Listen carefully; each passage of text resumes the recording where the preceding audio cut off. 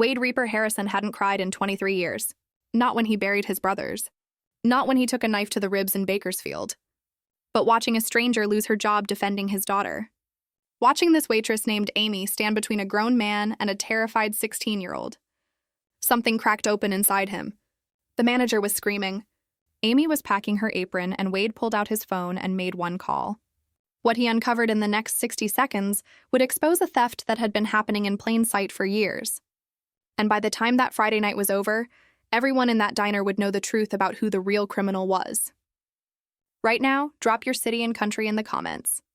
I love seeing this community spread across the world, and it reminds me that stories of kindness and justice matter everywhere. And if you've ever felt invisible at your job, if you've ever worked yourself to exhaustion just to keep your head above water, hit that subscribe button to Karen Tales right now. This story is for you. Because what happens next proves that sometimes the people who see us when everyone else looks away are the ones we'd never expect. Now let me take you back to that Friday night at Silver Spoon's Diner, Route 9, Kansas. The fluorescent lights of Silver Spoon's Diner hummed their usual tired song as Amy Parker tied her apron for the second time that day. 28 years old, dark circles under her eyes that no amount of concealer could hide. She'd already worked the morning shift. Now here she was again because rent was due on Tuesday and her checking account had $43 in it. The coffee maker gurgled behind the counter. The smell of frying bacon mixed with diesel fuel from the trucks idling outside. Just another Friday night on Route 9 in Kansas. Amy had been doing this for 3 years now. Waitressing by day, nursing school 3 nights a week, and somehow trying to be a mother to 6-year-old Lily in whatever hours were left over. Tonight, thank God, Lily was with Amy's mom across town, which meant Amy could take the double shift, which meant she could maybe possibly keep the lights on for another month. She grabbed the coffee pot and started making rounds. Table 3 needed refills. The truckers at the counter wanted more pie. Booth 5 had a family with 2 kids who'd already spilled 3 glasses of water. Normal chaos, comfortable chaos, the kind of chaos that pays bills. But something felt different tonight. Brandon, the manager, had been on edge all week, snapping at the kitchen staff, hovering over the register like a hawk. Twice today, Amy had caught him counting cash in the back office with the door almost closed. Not unusual except for the way he jumped when she walked past. The way his eyes followed her whenever she handled money. Friday nights at Silver Spoons were always brutal. The truckers rolling through. The local families getting their weekly treat. And sometimes the bikers. Amy didn't mind the bikers. Most of them were polite, tipped well, and just wanted their burgers and coffee without any drama. But other people minded. Other customers would stiffen up, clutch their purses a little tighter. Brandon especially hated when they came in. He'd stand by the register, arms crossed, jaw tight, watching them like they were about to rob the place. Amy checked her watch. 7:43. The dinner rush was building. Her feet already ached. She had class at 9 tomorrow morning, which meant she'd get maybe 5 hours of sleep if she was lucky. But that's what you did. That's what single mothers did. You worked until your body screamed at you to stop. And then you worked some more because your kid needed dance classes and new shoes and a mother who didn't give up. She poured coffee for an older couple at table 7. They smiled at her. She smiled back. These small moments of human connection were what got her through the shifts. The regulars who knew her name, the tourists who left good tips. The random acts of kindness that reminded her she wasn't completely invisible. Because most days Amy felt invisible. Just another waitress in a truck stop diner. Just another tired woman in a stained apron, pretending her life was exactly where she wanted it to be. Brandon's voice cut through the dinner noise. Amy, order up. Table 6 is waiting. Sharp, impatient, the way he'd been talking to everyone lately. She grabbed the plates, delivered them with a smile, and glanced at the clock. 7:51. Amy had no idea that in exactly 2 hours and 32 minutes, her entire life would change. But the signs were already there. Brandon's nervous energy, the way he kept checking his phone, the tension in the air that felt like a thunderstorm building on a hot summer day. And in booth 7, near the back corner where the light was dimmest, a man sat alone, broad shoulders, leather vest, patches that read Road Kings MC across the back. He hadn't ordered yet, just sat there watching, waiting. Amy didn't notice him. Not yet, but she would. If you've ever felt invisible at your job, if you've ever worked yourself to exhaustion just to keep your head above water, this story is for you. Because sometimes the people who see us when we're invisible are the ones we'd never expect. The rumble started low and distant, like thunder rolling across flat Kansas prairie. Then it got louder, deeper, the kind of sound that makes windows rattle and conversations stop mid-sentence. 8 motorcycles turned off Route 9 into the parking lot of Silver Spoon's diner, their chrome catching the last rays of evening sun. Inside, forks paused halfway to mouths. The family at Booth 5 pulled their kids a little closer. The truckers at the counter kept eating, but their eyes tracked toward the door. Brandon came out from the back office, his expression hardening into something between suspicion and contempt. Amy was refilling coffee at table 2 when the door opened. They came in single file, leather vests, boots. The patches on their backs read King's MC with a crown and motorcycle insignia. 8 men, different ages, different builds, but all carrying themselves with that same quiet confidence. The kind that comes from knowing exactly who you are and not apologizing for it.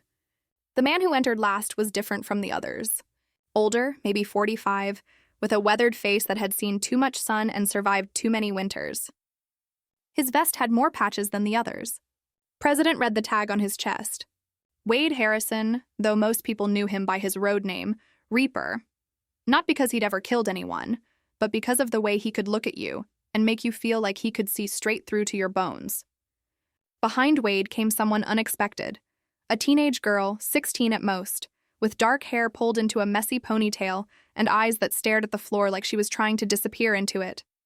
She wore jeans and an oversized hoodie, hands shoved deep in her pockets. This was Beth, WDE's daughter from his first marriage. Divorced 7 years now. Beth lived with her mother in Wichita. Came to visit 1 weekend a month, and the visits were always strained, always uncomfortable. Like 2 people who loved each other but had forgotten how to speak the same language. The bikers took the large booth near the back. Booth 7. Wade guided Beth to the inside seat, and she slid in without a word, immediately pulling out her phone. The rest of the club settled in around them, their conversation low and easy. They'd clearly been riding all day. Amy grabbed menus and walked over. She didn't hesitate, didn't stiffen up like the other waitress, Brenda, who'd suddenly found something urgent to do in the kitchen. Amy just walked right up with that same warm smile she gave everyone. "Evening, gentlemen," she said, setting menus down. "Coffee all around to start." Wade looked up at her, and for just a second something shifted in his expression. Surprise, maybe, or appreciation. Most waitresses wouldn't make eye contact. This one looked directly at him like he was just another customer, like the leather and the patches. And the reputation didn't matter. "Coffee sounds perfect," Wade said. His voice was growly but not unkind. "And for the lady, maybe a Coke." Beth didn't look up from her phone. Just nodded. "You got it," Amy said. "Friday special tonight is meatloaf, mashed potatoes, and green beans. But honestly, the burgers are better." She winked at the guy to Wade's left, who grinned. "I'll be right back with those drinks." As she walked away, Wade watched her move through the diner. Efficient, friendly. She stopped at the family's booth, made the kids laugh about something, then headed behind the counter. No fear, no judgment, just a woman doing her job and doing it well. The club members relaxed, started joking with each other. Someone mentioned the ride through the Flint Hills. Another complained about his bike's clutch. Normal conversation, but WDE's attention kept drifting to his daughter. Beth hadn't said more than 10 words since they'd left Wichita 3 hours ago. She barely responded when he'd asked about school. Hadn't laughed at any of his attempts at dad jokes. And now, sitting across from him in this booth, she looked like she wanted to be anywhere else in the world. Amy returned with a tray of coffees and Beth's Coke. "Y'all need a minute. Are you ready to order?" "I'll take the burger," one of the guys said. "Medium rare, extra pickles." The orders went around the table. Wade ordered a burger, too. When Amy got to Beth, the girl barely whispered. "Just fries." "Just fries," Wade frowned. "Beth, you haven't eaten since lunch." "I'm not hungry." "How about I bring you a burger anyway?" Amy said gently. "And if you don't want it, no harm done." "Sound fair?" Beth shrugged, which was more response than Wade had gotten all day. Amy headed to put in their order, and Wade watched his daughter stare at her phone. Her thumbs weren't moving. She wasn't texting, just staring at the screen like it was a shield between her and the world. Something was wrong, terribly wrong, and Wade had no idea how to reach her. 10 minutes later, Amy brought out their food. She brought extra fries without anyone asking, distributed them among the plates with a cheerfulness that felt genuine. She refilled coffees, asked if anyone needed ketchup, treated them exactly like she'd treat any other table. Wade found himself watching her. The way she moved, the way she smiled at his brothers like they were just regular people having dinner. Most people looked at them like they were criminals, like walking danger. But this waitress, Amy, she looked at them like they were human. Wade didn't know it yet, but Amy had already saved his daughter's life once tonight. The second time was about to happen. Beth pushed her food around her plate for another few minutes before mumbling something about the bathroom. Wade nodded, watched her slide out of the booth, and disappeared down the hallway past the kitchen. He turned back to his burger, but something nagged at him. The way she'd been holding her phone all night. The way her jaw was clenched. The way she wouldn't meet his eyes. 5 minutes passed. Then 7. Then 10. Amy was clearing table 4 when she noticed. The girl from booth 7 had been gone a while. Too long for just using the restroom. And there was something about the way she'd walked down that hallway, shoulders hunched, that stuck with Amy. She'd seen that posture before. On her own daughter, when kids at school had been mean on herself, back when Lily's father had first gone to prison and the whispers started, Amy sat down her tray and walked toward the bathroom hallway. The diner noise faded behind her, and then she heard it. Quiet, muffled crying coming from behind the women's room door. She knocked gently. "Hey, honey, you okay in there?" Silence, then a shaky voice. "I'm fine. You don't sound fine," Amy said softly. "Can I come in?" Another pause, then barely audible. "Okay." Amy pushed open the door and found Beth sitting on the tile floor back against the wall, knees pulled to her chest. Her phone was clutched in one hand, screen glowing. Mascara ran in dark streaks down her cheeks. She looked up at Amy with the kind of devastation that only teenagers can feel when the whole world collapses over something adults might dismiss. Amy's heart broke a little. She closed the door behind her and sat down on the floor next to Beth. Not too close. Just close enough. "Want to talk about it?" Amy asked. Beth shook her head, but then words started tumbling out. "Anyway, my dad's a biker, the Road Kings, and someone from school saw us at a gas station last weekend. Took a picture, posted it online." Her voice cracked. "By Monday morning, everyone knew. Now I'm a freak. The biker's daughter. They're saying my dad's a criminal, that I probably sell drugs, that I'm trash." She turned her phone screen toward Amy. Text messages filled it. Cruel, vicious words from people who called themselves her friends last month. Jokes about leather and motorcycles. Suggestions about what kind of person she must be if her father rode with a club. Amy looked at the messages and felt that old familiar anger rise up in her chest. The anger of being judged for things you can't control. "My daughter's father is in prison," Amy said quietly. "Armed robbery. He'll be there for another 6 years. When people in this town found out, I lost friends, lost babysitting offers. Had parents tell their kids they couldn't play with Lily anymore." She paused. "I know what judgment feels like, and I know it's not fair." Beth looked at her. Really looked at her for the first time. "Your dad," Amy continued. "The one sitting out there in booth 7. He's been nothing but respectful since he walked in. Him and his whole crew. They said please and thank you. They didn't cause trouble. They're just people having dinner." She reached over and gently touched Beth's hand. "You're not what they say you are. Neither is your dad, and neither am I." Something in Beth crumbled. The wall she'd been holding up all week, maybe all month, just collapsed. She started crying, really crying, and Amy did what came naturally. She pulled this girl she'd just met into her arms and held her while she sobbed. Amy thought about Lily, about all the times her daughter had come home crying because kids were mean, because life was unfair, because being 6 years old and having a dad in prison was confusing and painful. She thought about how fierce her love was for her own child, how she'd do anything to protect her. And in this moment, holding this teenager who'd been torn apart by cruelty, Amy felt that same maternal instinct surge through her. It didn't matter that Beth wasn't hers. It didn't matter that they just met. Some things transcend biology. Some moments demand that you show up. "You're going to be okay," Amy whispered. "I promise you, you're going to be okay." Beth clung to her, crying into her shoulder. And Amy just held her.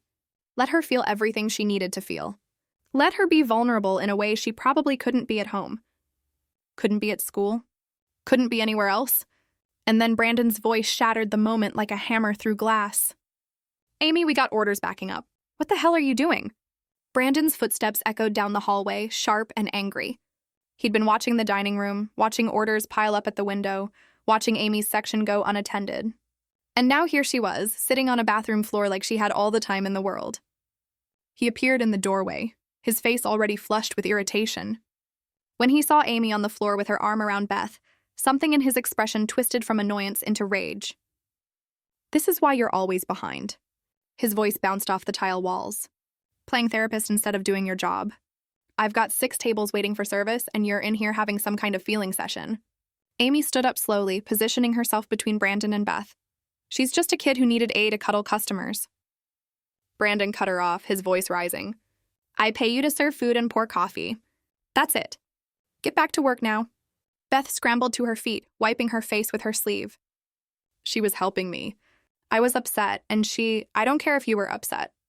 Brandon snapped, barely glancing at her. "This is a business, not a counseling center. If you can't handle being in public without having a breakdown, maybe you should have stayed home."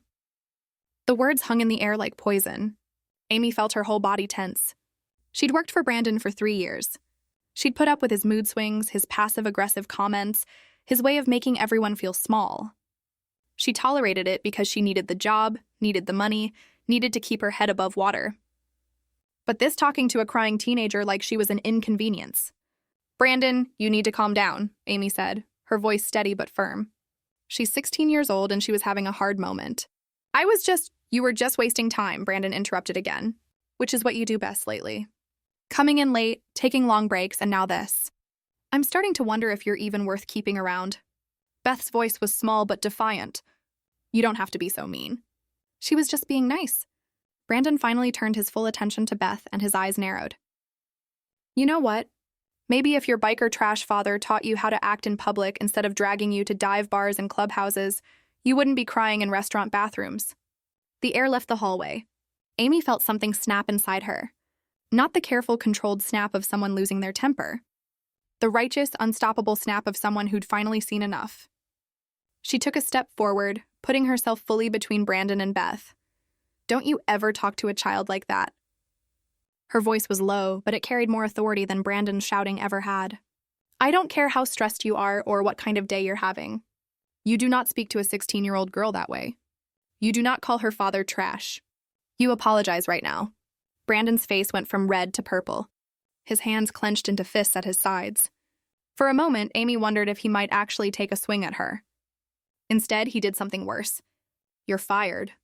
The words came out quiet. Cold. Final. "Get your things and get out. You're done here." Amy didn't move. Didn't blink. "Fine, but you owe this girl an apology." Brandon laughed. It was an ugly sound. Sharp and mocking. "I don't owe anyone anything. You've got 2 minutes to clear out before I call someone to escort you out. And trust me, Amy, you don't want to make this harder than it needs to be." "There's no security here," Amy said. "There's never been security here. Then I'll call the police and have you removed for trespassing." Brandon crossed his arms. 2 minutes starting now. Behind Amy, Beth was crying again, but this time it wasn't from the texts on her phone. It was from guilt. From watching someone lose their job because they defended her. "I'm so sorry," she whispered. "I'm so sorry." Amy turned and put a hand on Beth's shoulder. "Don't you apologize? Not for 1 second. You did nothing wrong, but you just got fired because of me." "I got fired because I did the right thing," Amy said. "And I'd do it again." She turned back to Brandon, who was checking his watch with exaggerated impatience. Amy's mind was racing. Rent was due Tuesday. She had $40 in her account. Lily needed new shoes. She had a quiz in farm pharmacology on Monday that she hadn't studied for. Her whole carefully balanced life was about to come crashing down. But when she looked at Beth's tear-stained face at this girl who'd been kicked when she was already down, Amy knew she'd made the only choice she could live with. She untied her apron, folded it carefully, and set it on the sink counter. "I'll get my things." Brandon smirked. Smart choice. He turned to walk back toward the dining room, already pulling out his phone, probably to call Brenda to cover Amy's section. He was so focused on his petty victory that he didn't notice the figure that had appeared at the end of the hallway. Didn't see the broad shoulders, the leather vest, the absolutely lethal stillness of a man who'd heard every word, but Amy saw him. Wade stood there backlit by the fluorescent lights of the dining room, and the look in his eyes made her blood run cold. Not because she was afraid of him, because she was suddenly terrifyingly afraid for Brandon. WDE's voice cut through the tension like a blade through silk. Low, controlled, absolutely devoid of anything resembling mercy. Beth, get your things. We're leaving. Brandon spun around so fast he nearly lost his balance. His eyes went wide when he saw who was standing there. The president of the Road Kings, the father. The man whose daughter he just called trash not 30 seconds ago? All the color drained from Brandon's face. Mr. Harrison, he stammered, his voice suddenly an octave higher. I didn't realize. I wasn't aware of that. You didn't realize what? Wade took a step forward. He didn't raise his voice. Didn't need to. The quietness of his tone was more threatening than any shout could have been. That she's a human being. That she has feelings. That she deserves basic respect. Brandon's hands came up in a defensive gesture, already backpedaling both physically and verbally. Sir, if I'd known she was your daughter, I never would have. Stop. Wade held up one hand. Just stop talking. Brandon's mouth snapped shut. Wade took another step closer. He was a big man, broad-shouldered and solid, but it wasn't his size that made Brandon shrink back against the wall. It was something else, something in his eyes. The kind of calm that comes before a storm. So you only treat people with respect when you're afraid of them?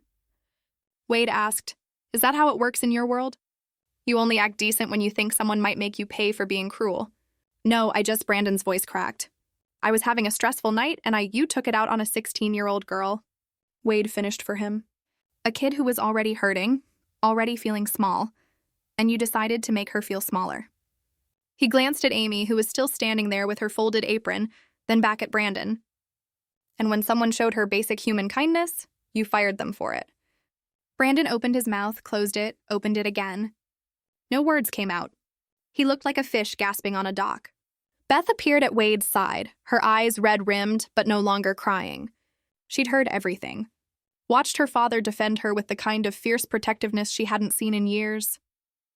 Maybe ever. Wee put his arm around his daughter's shoulders. We're done here, Beth. Let's go. But before they could move, Amy spoke up. Beth, the girl turned. Amy walked over and pressed something into her hand. A napkin with a phone number scribbled on it. If you ever need to talk about anything, even if it's just to vent about school or boys or terrible managers, you call me. Okay. Beth looked down at the napkin, then up at Amy. Fresh tears spilled over. You just lost your job because of me. No, Amy said firmly. I lost my job because your manager is a coward who treats people like they're disposable. That's not on you. That's on him, she squeezed Beth's hand.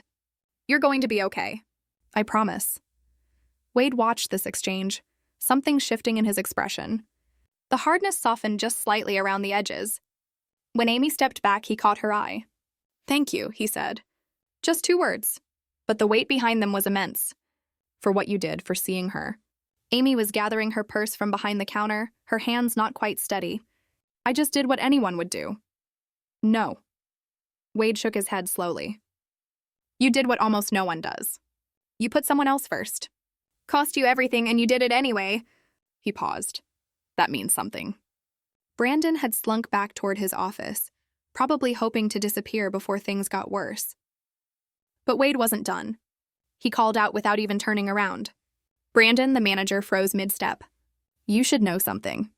I'm going to be making some calls tonight, asking some questions about this place, about how it's run, about who actually owns it. WDE's voice was casual, conversational even, but there was steel underneath. And if I find out you've been treating other people the way you treated my daughter and this woman tonight, we're going to have a much longer conversation. Understand? Brandon nodded frantically, then practically ran back to his office. The dining room had gone completely silent. Everyone had heard everything. The other Road Kings were standing now, positioned near the door, waiting. A couple of them looked ready to tear the place apart if Wade gave the word. But Wee just nodded once and they filed out. Before he left, Wee turned back to Amy one more time. Where are you parked? Out back, Amy said. Employee lot. We'll wait. Make sure you get to your car safely. You don't have to. I know I don't have to. Wade's expression was unreadable, but I'm going to anyway. Amy gathered the rest of her things from her locker. 3 years of work, of double shifts and aching feet, and 4 smiles now packed into a grocery bag. Her name tag, a spare pair of non-slip shoes, the birthday card the kitchen staff had given her last month. When she walked out the back door into the parking lot, the Road Kings were there. 8 motorcycles lined up, engines idling low. Wade stood next to his bike, phone already in his hand. He made one call while Amy dug for her keys. "Jax, yeah, it's me. I need you to run something for me. Property records. Business licenses. Silver Spoon's Diner, Route 9, Kansas." A pause. "Yeah, tonight I'll wait." Amy's car was a 2003 Honda Civic with a crack in the windshield and a bumper held on with duct tape. She unlocked it, threw her bag in the passenger seat, and slid behind the wheel. Turned the key, nothing. She tried again. The engine made a weak clicking sound and silence. Dead battery, of course. Of course this would happen now tonight, when everything else had already fallen apart. Wade walked over, slipping his phone into his vest pocket. "Need a jump?" Amy wanted to say no. Wanted to maintain some shred of dignity, some illusion that she had her life together. But what was the point? This man had just watched her lose her job. Had seen her sitting on a bathroom floor. Pride seemed pretty irrelevant at this point. "Yeah," she admitted. "That would be great." Wade pulled out his phone, made one call, and set in motion something that would uncover a truth about Silver Spoon's Diner that nobody saw coming. One of WDE's crew pulled a truck around while Amy popped her hood. The jumper cables came out, clamps attached to battery terminals, and they waited for the charge. 5 minutes of awkward silence broken only by the hum of the truck engine and the distant sound of traffic on Route 9. Wade leaned against his motorcycle, arms crossed, watching Amy avoid eye contact. She looked exhausted, not just tired from a long shift, but bone-deep exhausted. The kind that comes from working 2 jobs and raising a kid alone and never quite having enough of anything. Money, time, hope. "Where you headed?" Wade asked finally. Amy laughed, but there was no humor in it. "Honestly, I don't know. Home, I guess. Not that there's much I can do when I get there." She stared at her beat-up Honda like it had personally betrayed her. "I have rent due Tuesday and about $40 in my account. I was counting on tonight's tips to make it through the week." Wee was quiet for a moment. Then he said, "You threw away your job for my kid. That means something." "It means I'm unemployed," Amy said, trying to keep her voice light, trying not to fall apart in a parking lot in front of a man she barely knew. "It means I'm going to have to explain to my 6-year-old daughter why we might need to move again." "You have a daughter?" "Yeah, Lily. She's with my mom tonight." "Thank God." I don't know what I would have told her if she'd been waiting at home. Amy closed her eyes. "I'm sorry. You don't need to hear about my problems. You've got enough going on with Beth." "Beth's why I'm asking," Wade said. "You stood up for her when it cost you everything. Most people wouldn't have done that. Hell, most people would have walked past that bathroom and pretended they didn't hear anything." The truck driver gave a thumbs up. Battery was charged. Amy tried her ignition again, and this time the Honda coughed to life. The engine sounded like it was held together with prayers and stubbornness, but it ran. Amy got out to remove the cables, and that's when Beth appeared. She'd been sitting on one of the motorcycles, quiet, watching. Now she walked over to her father. "Dad." Wade turned. "Yeah. Can we do something?" Beth's voice was small but determined. For her, for Amy, she lost everything because she helped me. It was the most Beth had said to him all weekend. The most she'd engaged, the most emotion he'd heard in her voice since she'd gotten off the bus from Wichita. And it wasn't about herself. It was about someone else, about doing the right thing. Wade looked at his daughter, really looked at her, and something passed between them. An understanding, a connection they hadn't had in months, maybe years. This was what he'd been trying to teach her all along. Loyalty, honor, taking care of people who take care of you. "Yeah," Wade said softly. "Yeah, we can do something." He pulled out his phone again, scrolled through contacts, and Amy watched him with confusion written all over her face. "What are you doing?" she asked. Wade looked up at her, and for the first time that night, he smiled. Not a big smile, just a slight upturn at the corner of his mouth. "But it was there. What if I told you I could get you your job back?" Amy shook her head. "You'd be wasting your time. Brandon owns this place. He made that pretty clear. He can hire and fire whoever he wants." "See, that's where you're wrong," Wade said. He held up his phone, showing her a text that had just come through. Numbers, names, legal documentation. "Brandon doesn't own Silver Spoon's Diner, not even close." Amy stared at the screen, not understanding what she was looking at. "Then who does?" Wade's smile widened just a fraction. "That's what we're about to find out." But I can tell you this much. Someone's been lying. Someone's been running this place under false pretenses. And I'm guessing Brandon knows exactly what's going on. He hit the call button. Let me make a call. The phone rang once, twice. Then a voice answered on the other end, gruff and professional. Wade spoke quietly, but Amy heard every word. Jax, what did you find? The voice on the other end of WD's phone was all business. Jax Miller, the Road King's treasurer, and the closest thing the club had to a tech expert. Former military intelligence, now ran a small security consulting firm out of his garage. He could find information on anyone anywhere, and he did it fast. Wade, give me 20 minutes, Jack said. I'll pull everything. Property deeds, business licenses, tax records, the works. Appreciate it. Wade ended the call and looked at Amy, who was staring at him like he just started speaking a foreign language. What are you doing? She asked. Due diligence, Wade said simply. He gestured toward the diner. Something about that guy in there doesn't sit right.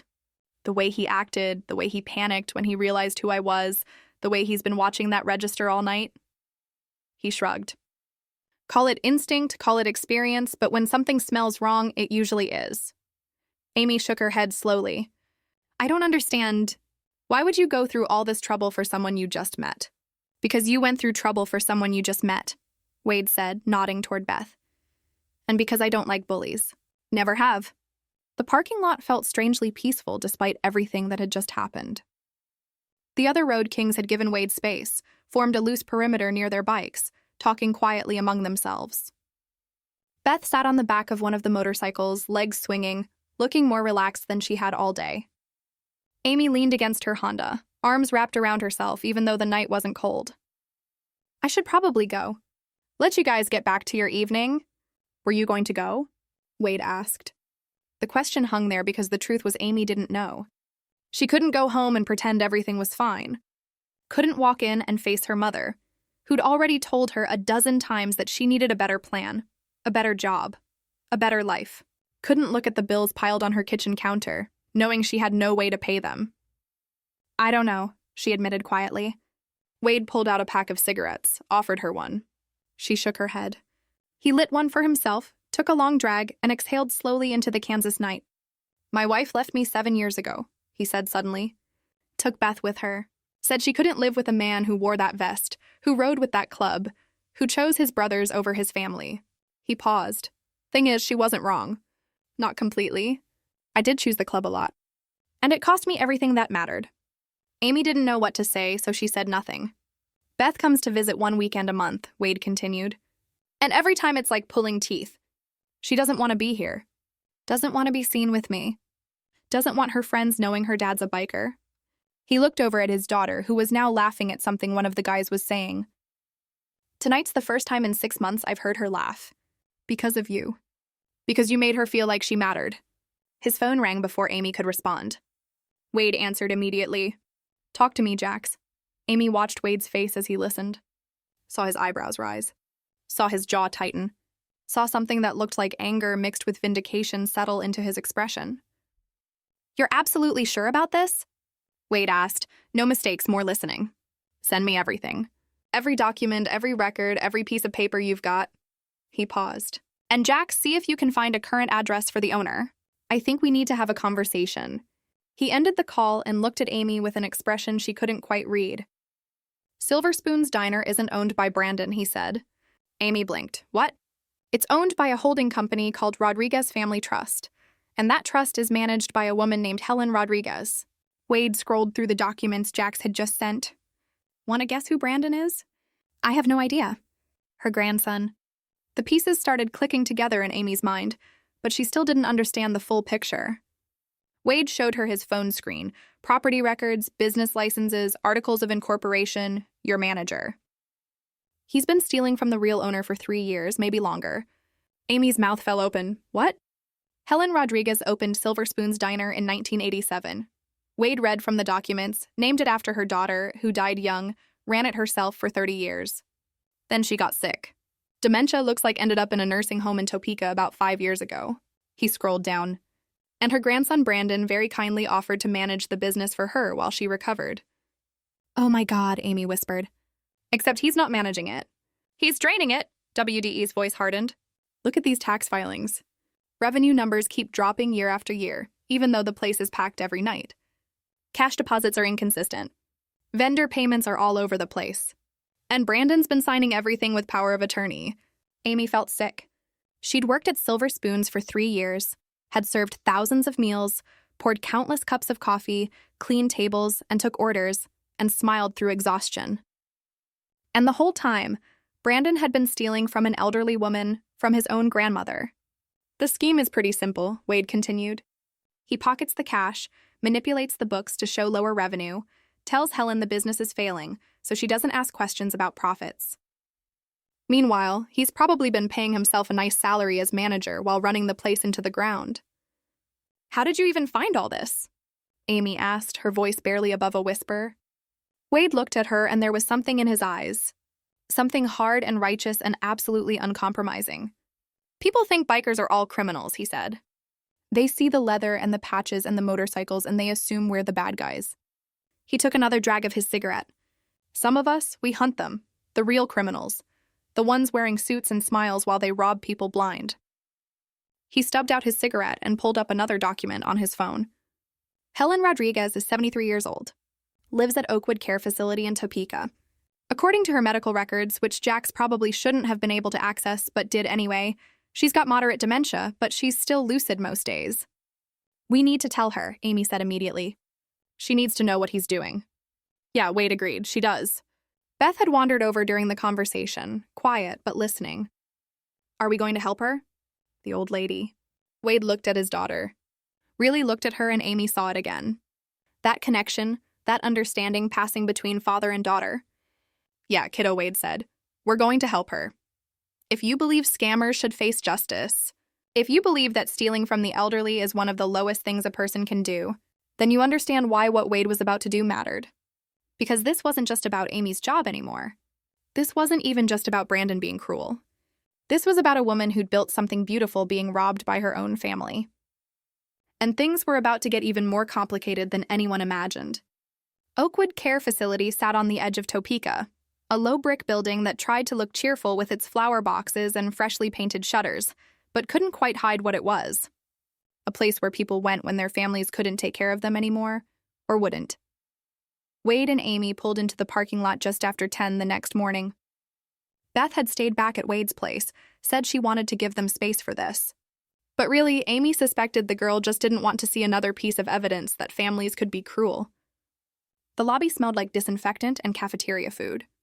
A young woman at the front desk looked up with practiced cheerfulness. We're here to see Helen Rodriguez, Wade said.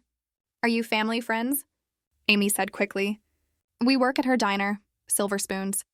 The receptionist's face softened. Oh, Mrs. Rodriguez talks about that place all the time. She'll be so happy to have visitors. She's in the community room down the hall, second door on your left. They found Helen in a wheelchair near a window looking out at a small garden. She was tiny, maybe 5 feet tall if she stood, with white hair pulled back in a neat bun and hands folded in her lap. She wore a purple cardigan despite the warm day, and there was a blanket across her knees. Amy approached first. Mrs. Rodriguez. The woman turned, her face lighting up with the automatic pleasure of someone who doesn't get many visitors. Hello, dear. Do I know you? No, ma'am. My name is Amy Parker. I work at your diner. Silver Spoon's out on Route 9. Helen's smile faltered, confusion replacing it. My diner, but that closed years ago. My grandson told me. He said we couldn't keep it open anymore. Amy and Wade exchanged glances. Amy pulled up a chair and sat down so she was at Helen's eye level. WDE stood back, letting Amy take the lead. Mrs. Rodriguez, your diner didn't close, Amy said gently. I've been working there for 3 years. It's open every day, breakfast, lunch, and dinner. Helen's hands gripped the armrests of her wheelchair. That can't be right, Brandon said. He comes every month and has me sign papers. He said the business failed. Said we lost too much money and had to shut it down. Brandon is your grandson? Wade asked. Yes, my daughter Maria's boy. Helen's eyes were beginning to fill with tears, though she didn't seem to understand why yet. He's been so good to me, handling everything while I'm in here. The doctors say my memory isn't what it used to be, so Brandon takes care of all the business things. Amy reached into her purse and pulled out her phone. Mrs. Rodriguez, can I show you something? She pulled up photos from the previous week. Pictures she'd taken for the diner's social media page that Brandon had never bothered to actually post. The Friday night crowd, families in booths, truckers at the counter, the kitchen staff laughing during a slow moment. Helen took the phone with shaking hands and stared at the screen. Her mouth opened, but no sound came out. She swiped through the photos one after another, and with each image, her breathing got faster. "Wait," she whispered. "These people, these are customers." Every single night, Amy said. Friday and Saturday were packed from 5 until closing. Even weeknights, we do steady business. "That's your diner, Mrs. Rodriguez. Those are your tables, your counter, your kitchen." But Brandon said. Helen couldn't finish the sentence. The realization was crashing over her like a wave, and she wasn't strong enough to stand against it. WDE stepped forward. "Ma'am, your grandson has been lying to you. Silver Spoon's never closed. It's been operating this whole time, making money, serving customers, and he's been keeping all of it." Helen started crying. Not loud, dramatic sobs, but quiet tears that ran down her weathered cheeks and dripped onto her purple cardigan. "He told me nobody came anymore. He said Silver Spoons was dead, just like my daughter. He said it was time to let go." Amy felt her own eyes burning. This woman had built something beautiful, had poured her heart into a business named after her dead child, and her own grandson had stolen it from her, had let her believe it was gone, had visited her every month, and made her sign papers while feeding her lies. "How long has Brandon been managing things?" Wade asked, his voice careful. "Maybe since I moved in here." Helen wiped her eyes with a tissue from her pocket. "The dementia started getting bad. I couldn't remember orders anymore. Couldn't keep track of the money. Brandon said he'd handle everything. Said I should rest and let him take care of me." Her voice broke. "I thought he loved me." "I'm sure he does," Amy said, though she didn't believe it. "But love and honesty don't always go together." Helen looked at the photos again, zooming in on one that showed the sign above the door. Silver Spoon's Diner in that old-fashioned script she'd chosen back in 1987. Back when her daughter had just died, and she needed something to pour her grief into. Something that would keep Silver Spoon's name alive. "I opened that place 38 years ago," Helen said quietly. "My husband had just left. Silver Spoon had been gone for 2 years. Cancer.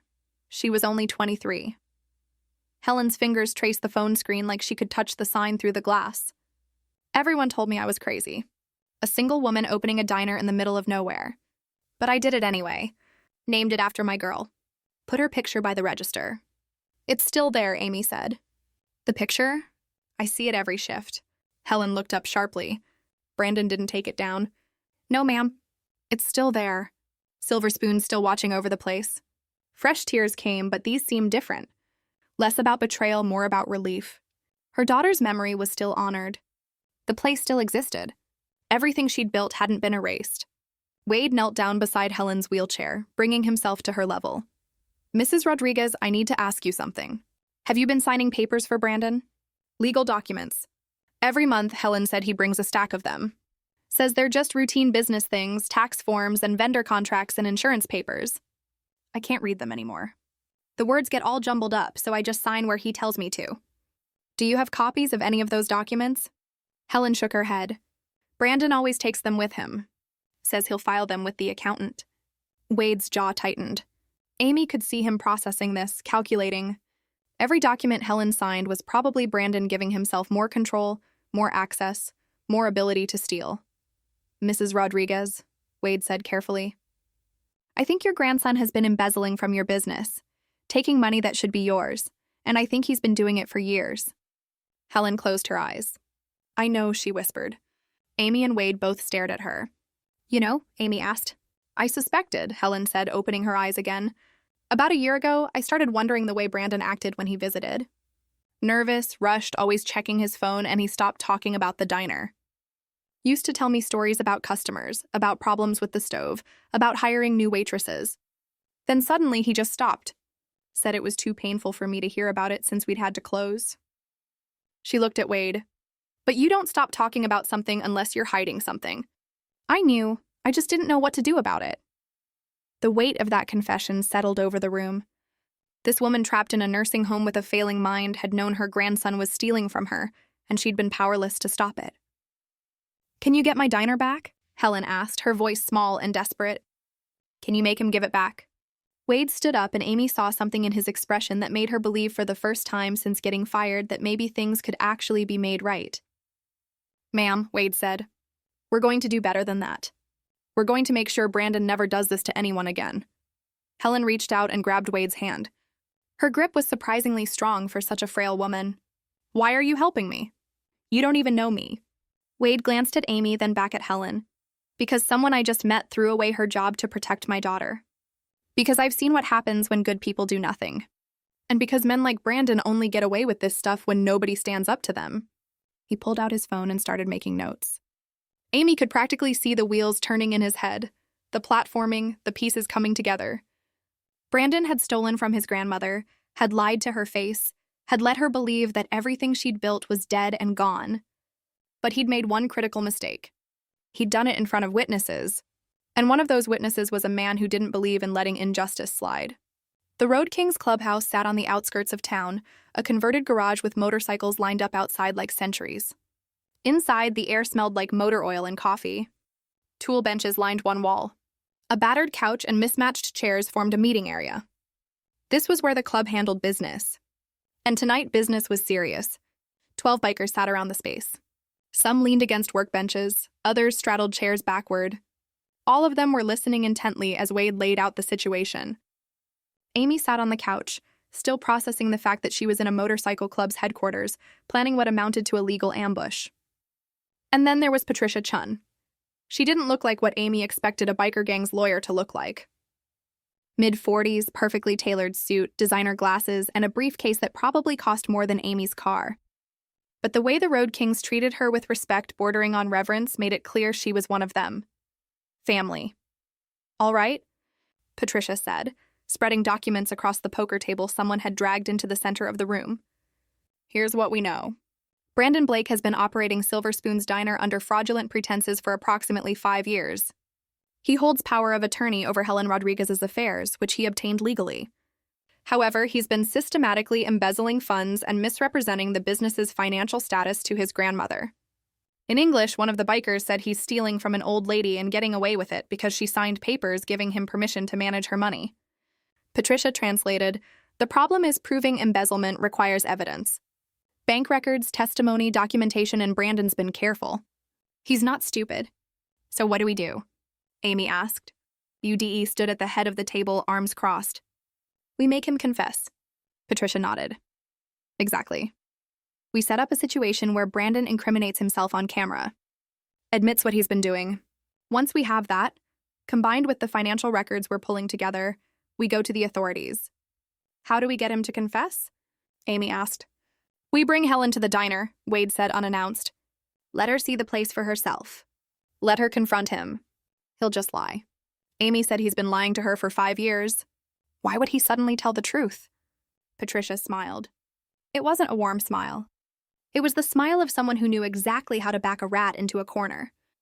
"Because we're going to make him think he's won." That's when people get careless.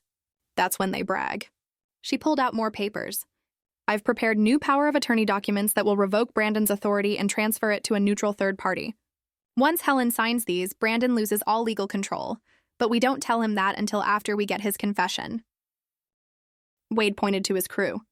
"We'll all be there. Customers, witnesses. We fill the diner on whatever night we do this. Some of you inside, some outside. Everyone has their phone ready to record." "Is that legal?" Amy asked. "Recording someone without their knowledge. Kansas is a one-party consent state," Patricia said. "As long as one person in the conversation knows they're being recorded, it's legal. Helen will know. That makes everything we capture admissible." One of the bikers, a guy they called Wrench, spoke up. "What if Brandon gets violent? What if he tries to hurt Helen or Amy?" "Then we intervene," Wade said simply. "But I don't think he will. Brandon's a coward. Cowards don't get physical when they're outnumbered." Amy's head was spinning. 24 hours ago, she'd been a waitress worried about rent. Now she was sitting in a biker clubhouse planning what sounded like a sting operation. "This feels crazy," she said. "It is crazy," Wade agreed. "But so is stealing from your own grandmother. So is firing someone for showing basic human decency." He looked at Amy. "You don't have to be part of this. You've already lost enough." "No," Amy said firmly. She thought about Helen's face when she'd seen those photos. the way the old woman had cried when she realized what her grandson had done. I'm in. Helen deserves justice. And honestly, I want to see Brandon's face when he realizes he's caught. Patricia checked her watch. We move Friday night, 1 week from tonight. That gives me time to get all the documentation in order, and gives Helen time to prepare herself emotionally. Friday night, Wade repeated. Same night Amy got fired. Seems fitting. One of the other bikers raised a concern. What about the other employees? Won't they warn Brandon something's up when we all show up? Most of the staff hates Brandon, Amy said. Trust me, if they see something going down, they'll stay quiet just to watch him squirm. Patricia started packing up her documents. I'll coordinate with Helen this week. Make sure she understands what she needs to say, how to draw out a confession. The key is making Brandon think he's explaining things to her for her own good, making him believe he's the victim of misunderstanding. What if he doesn't confess? Amy asked. What if he just stays quiet or lawyers up immediately? Wade's grin was slow and dangerous. Oh, he will. Men like Brandon, they can't help but brag when they think they've won. They need you to know how clever they are, how much they got away with. His ego won't let him stay quiet. 1 week later, Silver Spoon's diner was packed for the Friday night rush. Every booth filled, every stool at the counter occupied. The kitchen was slammed, tickets hanging from the order wheel like paper stalactites. And Brandon Blake was in rare form. Where's table 6 order? He barked at the new waitress, a nervous girl named Jennifer, who'd been hired to replace Amy. They've been waiting 15 minutes. Kitchen's backed up. Jennifer stammered. I already checked twice. Then check again. Brandon's face was red, that vein in his forehead throbbing the way it did when he was stressed. This is pathetic. Amy never let orders sit this long. The irony of him invoking Amy's name wasn't lost on anyone within earshot. Brandon moved behind the register, checking receipts with obsessive focus. When Jennifer brought him cash from table 9, he counted it twice, then slipped the bills into his pocket instead of the register. The tip money, $23 that should have been split among the staff, just gone, disappeared into Brandon's khakis like it had never existed. He'd been doing this for years. Little bits here and there. Cash transactions that never got recorded. Tips that never made it to the jar. Credit card receipts that showed one amount while he charged another. Death by 1,000 cuts. And the victim was an old woman who trusted him. At exactly 7:30, the door opened. Helen Rodriguez walked in. She moved slowly, one hand gripping a walker, but she was standing. Amy was beside her, one hand hovering near Helen's elbow, ready to help if needed. Behind them, Wade and 3 other Road Kings entered. They looked like regular customers. No patches visible, just leather jackets and jeans. Brandon was at the register counting money. He glanced up at the new arrivals and his entire body went rigid. The color drained from his face so fast it looked like someone had pulled a plug. The cash in his hands fluttered to the counter. Grandma. His voice came out strangled. What are you doing here? Helen stood in the doorway looking around the diner like she was seeing it for the first time. Or maybe seeing it again after years of being told it didn't exist. Her eyes took in the customers, the busy waitresses, the full tables, the life. I came to see my diner, Brandon. The entire restaurant had gone quiet. Conversations died mid-sentence. Forks paused halfway to mouths. Everyone sensed something significant was happening, even if they didn't understand what. Brandon's brain was clearly spinning, trying to process this impossible situation. Then his manager training kicked in. The fake smile, the forced enthusiasm, the desperate attempt to control the narrative. This is such a great surprise. He came around the counter, arms spread wide like he was going to hug her. Why didn't you tell me you were coming? I would have picked you up. Let me give you the tour. You can see how well everything's running. He was talking too fast, too loud, trying to steer Helen toward a booth in the corner, away from the other customers, away from witnesses. But Helen planted her walker and didn't move. I don't need a tour of Brandon. I built this place. I know every inch of it. WDE and his crew had taken seats at the counter, casual, relaxed. But Amy noticed their phones were all out, positioned carefully recording. Brandon's smile was starting to crack at the edges. Grandma, you seem confused. Remember we talked about this? The diner had to close. That was years ago. You're probably having one of your episodes. The door opened again. Patricia Chin walked in, briefcase in hand, wearing a navy suit that screamed attorney. She looked around the packed diner, then smiled at Helen. Helen, these are the documents we discussed. Brandon's head whipped around. What documents? Who are you? Patricia extended her hand. Patricia Chun, I'm Mrs. Rodriguez's attorney. Her attorney? Brandon's voice pitched higher. She doesn't need an attorney. I handle all her legal matters. I have power of attorney, had Patricia corrected. Past tense. Helen straightened as much as her frail body would allow. When she spoke, her voice was stronger than it had been all week. The one's proving you've been embezzling for me for 3 years, Brandon. The word hung in the air like a grenade with the pin pulled. That's ridiculous. Brandon's panic was palpable now. Sweat beaded on his forehead. His eyes darted around the diner, looking for exits, looking for support, looking for anything. Who told you these lies? Grandma, someone's been filling your head with the kitchen door swung open. Amy walked through it, stepping into the dining room like she'd never left. She borrowed an apron from one of the other waitresses, tied it around her waist. Coming home? I did, Amy said calmly. Brandon's face transformed. The fake concern evaporated, replaced by pure rage. You, he pointed at her like she was something diseased. You're banned from this property. You were fired. You're trespassing. Amy walked closer, stopping next to Helen. Funny thing, you can't ban someone from a property you don't own. I'm the manager. I run this place. You're a thief, Amy said simply, and everyone here is about to know it. Something in Brandon snapped. All the careful control, all the years of playing the beautiful grandson, all the lies he'd maintained, it all crumbled. His face went from red to purple. Spit flew from his mouth as he shouted, I've built this place! I've kept it running. I've worked 18-hour days keeping this dump afloat while that old woman rotted away in a nursing home. I deserve, he stopped. The silence that followed was deafening. Brandon's own words echoed in his ears, in everyone's ears. Every phone in that diner had captured it. 12 witnesses who'd heard him say exactly what he thought of his grandmother. Helen's voice when it came was barely a whisper. But in the silence, everyone heard it. You deserve my life's work because you stole it. The devastation in those words could have leveled buildings. This was her grandson, her daughter's son, the boy she'd helped raise after Maria died. The family she had left, and he just called her an old woman rotting away, had just admitted he thought he deserved what he'd taken from her. Brandon seemed to realize what he'd done. His mouth opened and closed. Grandma, I didn't mean that came out wrong. I've been under so much stress. Stop talking, Patricia said. Anything else you say will be used against you, and trust me, Mr. Blake. You've already said more than enough. Patricia opened her briefcase with the calm precision of someone who'd done this 100 times before. She pulled out a folder thick with documents and set it on the nearest table. Mr. Blake, we have 3 years of doctored, books showing revenue discrepancies of over $200,000. We have surveillance footage from this establishment showing you pocketing cash that should have been deposited. And we have written testimony from 7 current and former employees detailing your pattern of theft and financial manipulation. Brandon's eyes went wild. He looked around the diner like a trapped animal, and that's when he bolted. Headed straight for the back door through the kitchen. He made it 3 steps. 2 road kings materialized in front of the kitchen entrance.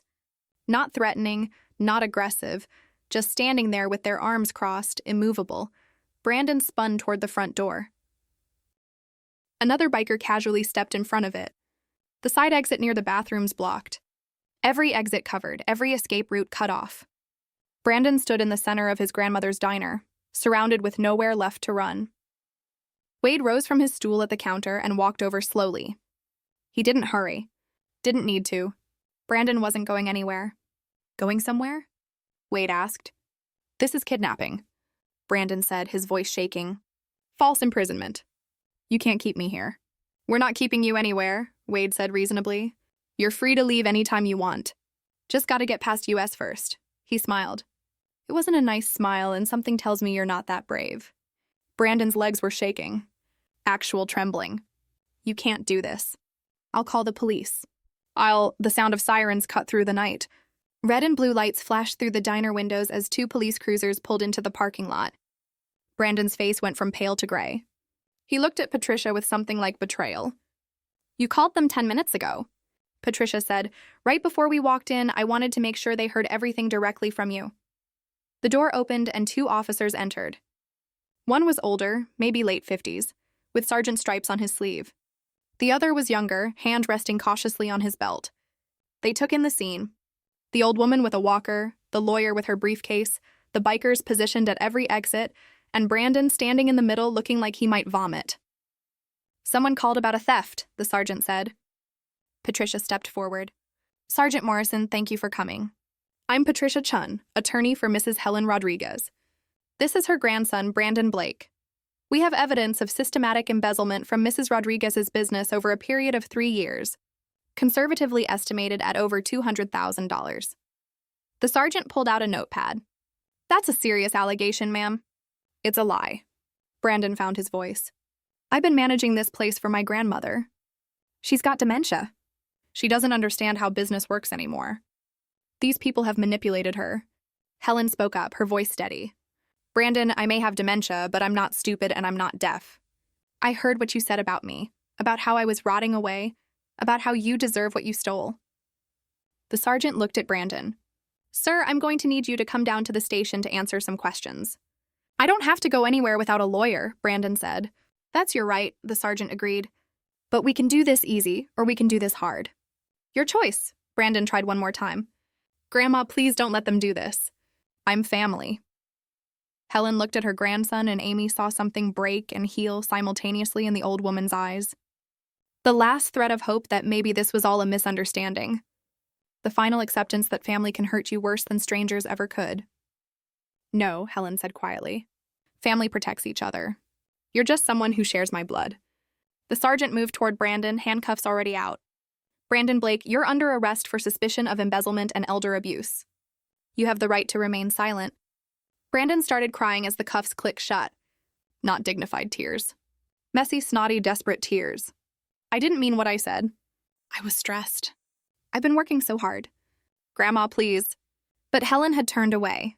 As Brandon was led out through the diner, past customers who'd watched the whole thing unfold, past waitresses he'd abused for years, past the counter where he'd stolen thousands of dollars, Wade hadn't moved an inch, hadn't thrown a punch, hadn't raised his voice. Because sometimes justice doesn't need violence. It just needs witnesses. It just needs people willing to stand up and say, "Enough is enough." The police cars pulled away, Brandon's silhouette visible through the back window, and the diner erupted. Some people clapped, others talked excitedly about what they'd just seen. A few came up to Helen to express their support. Patricia waited for the noise to die down before speaking again. "Helen, there's one more thing we need to discuss." Amy's stomach dropped. The tone in Patricia's voice said this wasn't good news. "What is it?" Helen asked. Patricia pulled out another document. Brandon mortgaged the building 2 years ago. Took out a loan for $150,000 against the property. According to these records, he's 3 months behind on payments. You're 3 months from foreclosure. The words hit Helen like a physical blow. She gripped her walker so hard her knuckles went white. "Then I've lost it anyway. Even if he goes to jail, the bank will take it. Silver Spoons is gone." Amy felt tears burning in her eyes. They'd won the battle but lost the war. Brandon would face justice, but Helen would still lose everything. Wade looked at Patricia, then at Helen, then at his crew, scattered throughout the diner. Something passed between them. A silent communication that comes from years of riding together, fighting together, being family together.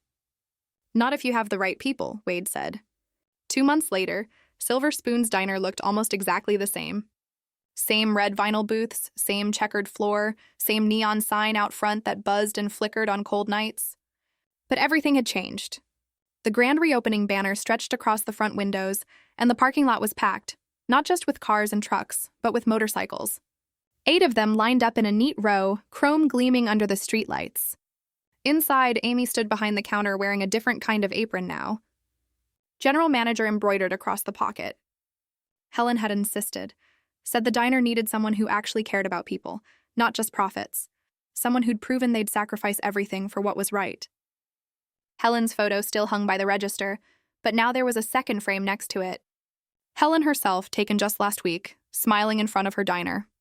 Proof that some stories get second chances. The staff had changed, too. Jennifer was still there, but she smiled now, laughed, moved through the dining room without that hunched, fearful posture she'd had under Brandon. 2 new waitresses had been hired. Both single mothers Amy had met through her nursing program. They understood what it meant to need a job that treated you like a human being. And Friday nights belonged to the Road Kings. Booth 7 was reserved. A small brass plate screwed into the table that read, "Reserved for family." They came every week without fail. Ordered burgers and coffee and pie. Tipped heavy. Made everyone feel safe just by being there. Beth was there too. 16 years old and working weekend shifts, learning how to balance plates and take orders and talk to strangers. She wore jeans and a Silver Spoon's Diner t-shirt. Her hair pulled back in a ponytail. And she was laughing. Really laughing. Amy had just said something about a customer's ridiculous special order, and Beth doubled over, nearly dropping her order pad. Wade sat in booth 7 watching his daughter. And for the first time since this whole thing began, he smiled. Not a grim smile or a tactical smile or the dangerous smile he'd given Brandon. A real one, the kind that reaches your eyes and softens the hard edges that life carves into you. If you believe in second chances, if you believe in communities that take care of their own, then you understand why this moment mattered. Because stories like this, stories about ordinary people doing extraordinary things, stories about justice and family and standing up when it cost you everything. These are the stories that remind us who we want to be. 6 months after Friday night, Amy Parker stood in the parking lot of County General Hospital, stethoscope around her neck, named badge clipped to her scrubs. She just finished a 12-hour shift in the ER. Exhausted, yes, but the good kind of exhausted. The kind that comes from doing work that matters. She'd graduated nursing school 3 weeks ago. Watching people come and go, watching families laugh over burgers, watching her life's work continue. My daughter Silver Spoon would be proud. She'd say sometimes to no one in particular, just putting it out into the universe. She'd be so proud of what this place became, what no one knew yet. What Helen had told only Patricia was that she'd changed her will. Left everything to Amy, the diner, the building, every last piece of it. Helen had no other family left. Brandon had been it, and now he was 3 years into a 5-year sentence at El Dorado Correctional Facility. The investigation had uncovered more than anyone expected. For other businesses, Brandon had managed for elderly clients. Always the same pattern. Gain their trust. Obtain power of attorney. Bleed them dry while telling them their businesses had failed. Total restitution ordered by the court. $340,000, money. Brandon would be paying back for the rest of his life. Wade and Beth's relationship had transformed completely. She'd moved in with him full-time 6 months ago. Her choice said she was tired of hiding who her father was. Tired of pretending the people who judged her mattered more than the man who'd fought for her. Beth graduated high school last month. Walked across that stage wearing her cap and gown, and pinned to her graduation robe was a patch. Road King's MC female family member approved by the club earned by her father. She wore it proudly. "My dad's not a criminal," she'd said in her valedictorian speech, looking directly at the classmates who tormented her. "He's the reason I believe in heroes, not the kind in movies. The real kind, the ones who show up when it matters." Tonight, Amy walked into Silver Spoon's for the evening shift and found Wade already there in booth 7. Just him tonight. The rest of the crew were on a run to Colorado. Wouldn't be back until Tuesday. Amy poured him coffee and sat down across from him. "You know you didn't have to do all this." She said it was something she'd been wanting to say for months. "The mortgage, the legal fees, everything you did for Helen. You didn't owe us anything." Wade looked at her and his expression was serious. "Yes, I did. You defended my daughter when you had everything to lose. That's the code we live by. Loyalty, protection, family." "I'm not family," Amy said.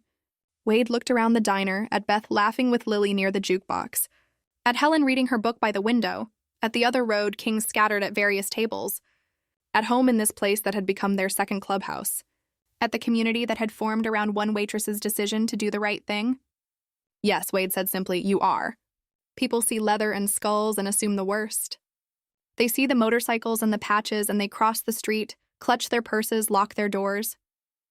But that night at Silver Spoon's diner, a waitress learned what brotherhood really means. Learned that family isn't always blood.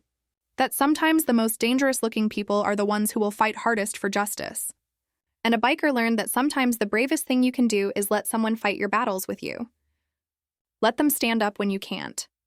Let them show you that courage comes in all forms, even in a tired waitress who chooses kindness over self-preservation. Some stories end with violence. This one ended with a diner full of people who chose each other. And that made all the difference. If this story moved you, if you believe that standing up for what's right matters, even when it costs you everything, hit that subscribe button to Karen Tales, because this channel exists to tell stories like this. Stories about real people, real courage, and real justice. Drop a comment and tell me, have you ever stood up for someone when it cost you something? Have you ever been surprised by who showed up to help you in your darkest moment? I read every single comment and your stories matter. And if you know someone who needs to hear this today, someone working a thankless job, someone being judged unfairly, someone who feels invisible, share this video with them. Let them know they're not alone. Let them know that sometimes the people who see us when we're invisible are exactly the ones we need. Hit the like button if you stand with Amy. If you believe people like Brandon should face consequences. If you think communities are stronger when we choose to protect each other instead of looking away, more stories like this are coming. People doing extraordinary things. Stories that remind us who we want to be. Thank you for watching. Thank you for being stories of ordinary here. And remember, you never know when your moment to stand up will come. But when it does, I hope you're as brave as Amy was that Friday night at Silver Spoon's Diner. I'll see you in the next